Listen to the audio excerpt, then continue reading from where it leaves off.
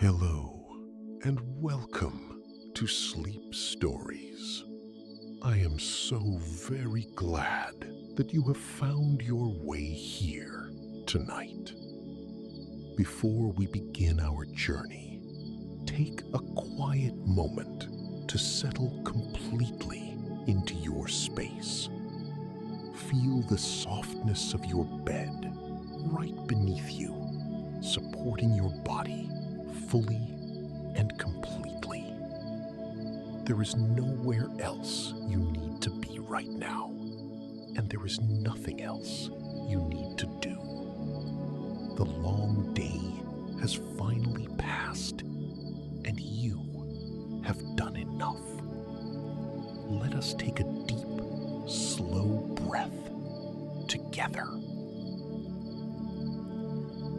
Inhale gently, drawing in the quiet and the peace.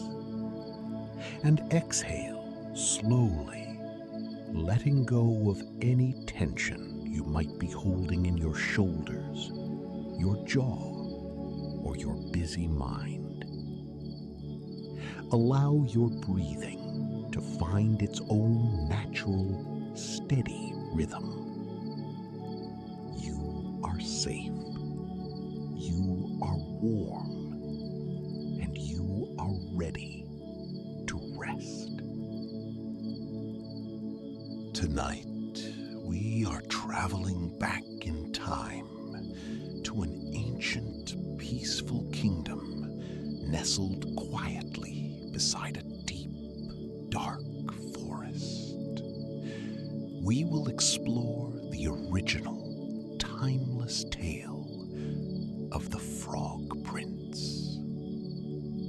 In this classic story, we will follow a beautiful young princess who loses her most prized possession, a shining golden ball, in the cool, dark waters of a woodland well. We will witness the arrival of a peculiar frog, a promise made in the quiet of the woods, and a wise king who gently insists that a promise made must always be a promise kept. Though our story carries small moments of regret and surprise, it ultimately leads to a beautiful, peaceful resolution. It reminds us of the ancient magic that slumbers just beneath the surface of all things. So, close your eyes. Let your imagination softly drift to a grand stone castle surrounded by ancient linden trees, and let the story unfold.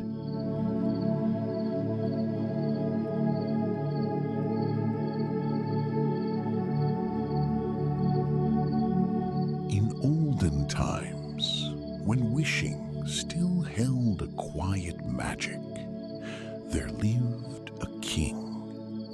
His daughters were all beautiful, but the youngest was so incredibly beautiful that the sun itself, which has seen so much, was astonished whenever it shone upon her gentle face.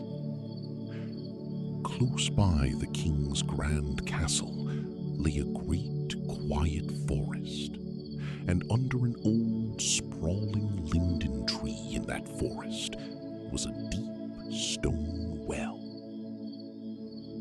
When the day was very warm, the king's child would walk out into the forest and sit down by the side of the cool, refreshing spring.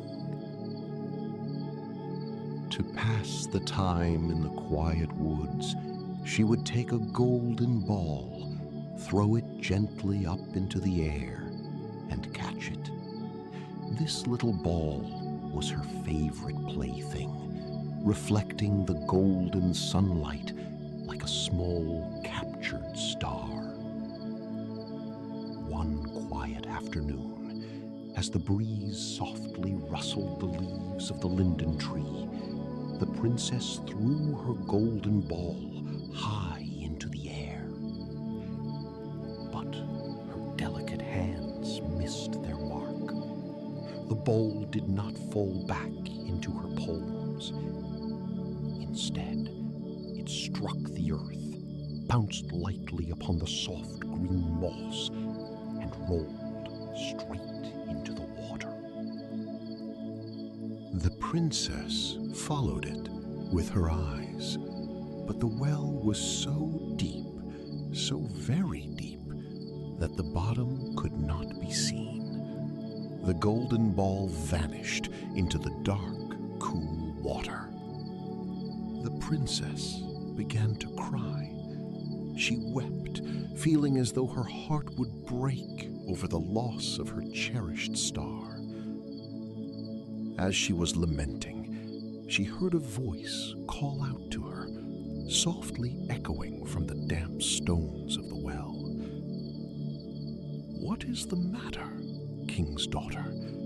You weep so bitterly that even a stone would feel pity." She looked around, trying to see where the voice came from, and there she saw a frog stretching its thick green head out of the rippling water. "Oh, it is you, old water splasher," she said, her voice trembling softly. "I am weeping for my golden ball, which has fallen deep into the well."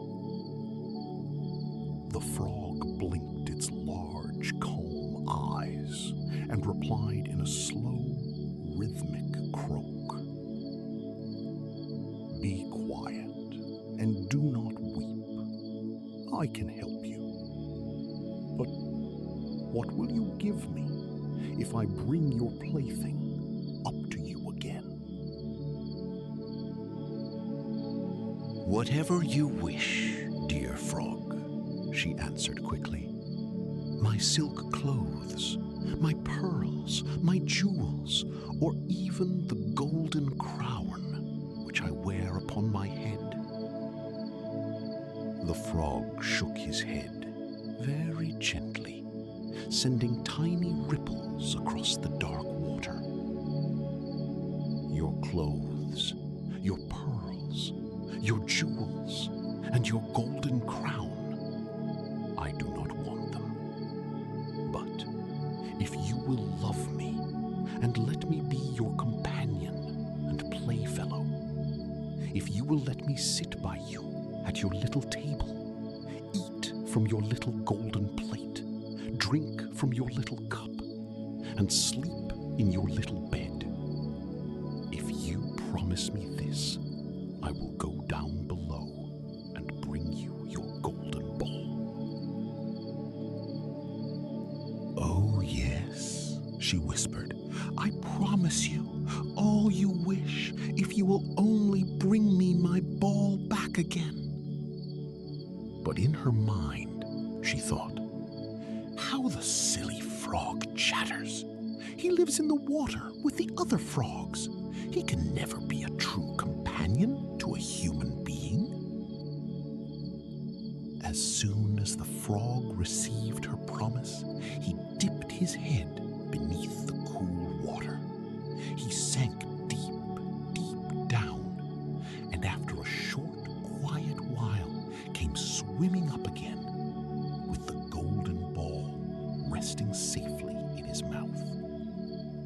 He gently dropped it onto the soft grass. The princess was full of joy when she saw her beautiful plaything once more. She picked it up and ran away, her footsteps falling lightly upon the forest floor. "Wait, wait," called the frog. "Take me with you. I cannot run as fast as you." But it was of no use. She did not listen, but ran all the way home, and soon forgot the poor frog, who was forced to sink back into his cool,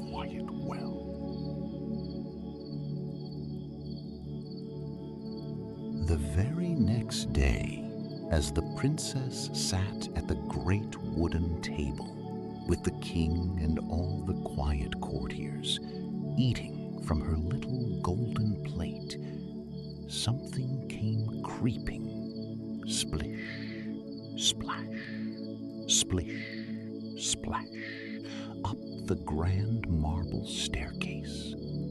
When it reached the top, it knocked softly at the heavy wooden door and cried out, "Princess, youngest princess, open the door for me." She ran to see who was outside. When she opened the door, there sat the frog. She closed the door quickly, her heart fluttering, and sat down at the table again. The wise king noticed that her heart was beating fast and said gently, "My child, what are you so afraid of? Is there a giant outside the door who wants to carry you away?" "Ah, no," she replied softly. "It is no giant, but a frog." "What does a frog want with you?" the king asked, his voice low and calm. The princess lowered her eyes and confessed. "Dear father, yesterday, as I was sitting in the forest by the well, my golden ball fell into the water. Because I cried so much, the frog brought it out again for me. And because he insisted so much, I promised him he should be my companion. Now he is outside and wants to come in." Just then, a second soft knock echoed through the quiet hall, and a voice chanted, "Princess, youngest princess, open the door for me. Do you not know what you promised me yesterday by the cool waters of the well?" The king looked at his daughter with a calm and gentle gaze. "That which you have promised, you must perform. Go and let him in." Reluctantly, she went and opened the door. The frog hopped in, following her step by step, all the way to her heavy wooden chair. "Lift me up beside you," he asked softly. She delayed until the king commanded her to do it. Once the frog was on the chair, he wanted to be on the table.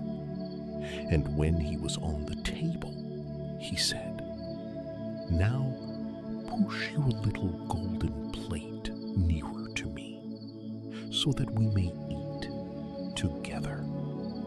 She did this, though her hands moved slowly. The frog enjoyed his meal, while the princess sat quietly. When he had finished, the frog said softly, "I have eaten my fill, and I am very tired. Carry me into your little room, make your silken bed ready, and we will both go to sleep." The princess felt a wave of sadness. She was afraid of the cold frog and did not want him to sleep in her beautiful, clean little bed. But the king spoke softly, yet firmly. "He who helped you when you were in trouble ought not to be despised by you afterward." So she took hold of the frog with two gentle fingers, carried him upstairs, and put him in a quiet corner of her room. But when she was in bed, he crept up to her and said, "I am tired. I want to sleep as well as you. Lift me up, or I will tell your father." At this, the princess felt a sudden rush of emotion. In a fleeting moment of frustration, she picked up the frog and threw him toward the stone wall. "Now you will have your rest, you hateful frog." But as he fell, a miraculous, heavy silence swept through the room. He was no longer a frog. Right before her eyes, as the moonlight filtered through the glass, he transformed into a king's son with beautiful, kind, and forgiving eyes. The spell that had bound him for so long was finally broken. He looked at her gently and explained that he had been bewitched by a wicked sorceress, and that no one could have delivered him from the dark well but her. The frustration in the princess's heart melted completely away, replaced by a deep wonder and absolute peace. The heavy burden of the curse was lifted, and a quiet, profound tranquility settled over the ancient castle. Tomorrow, they would travel to his kingdom, but for tonight, the only thing left to do was rest. The conflict was over, the promise fulfilled, and all was exactly as it was meant to be.